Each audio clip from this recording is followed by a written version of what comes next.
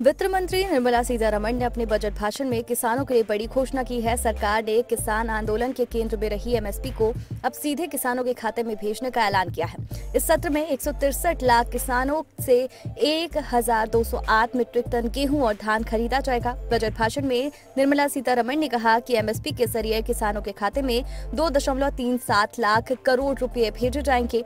साथ ही वित्त मंत्री ने कहा कि कीटनाशक मुक्त खेती को बढ़ाने के लिए प्रयास किया जाएगा। कृषि से जुड़ी बड़ी सुविधाएं। किसानों को डिजिटल और हाईटेक बनाने के लिए पीपीपी मोड में नई योजनाएं शुरू की जाएंगी। जो किसान पब्लिक सेक्टर रिसोर्स से जुड़े हैं उन्हें फायदा होगा। किसानों को डिजिटल और हाईटेक सेवाएं प्रदान करने के लिए पीपीपी मॉडल में योजना की शुरुआत होगी। जीरो बजट खेती और ऑर्गेनिक खेती, आधुनिक कृषि, मूल्य संवर्धन और प्रबंधन पर जोर दिया जाएगा।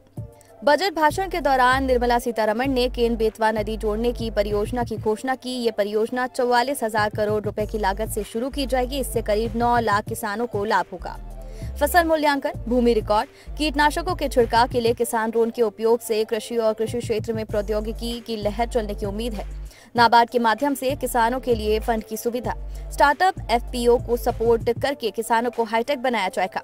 साल 2023 को मोटा अनाज वर्ष घोषित किया जाएगा। किसानों को डिजिटल सेवा दी जाएगी।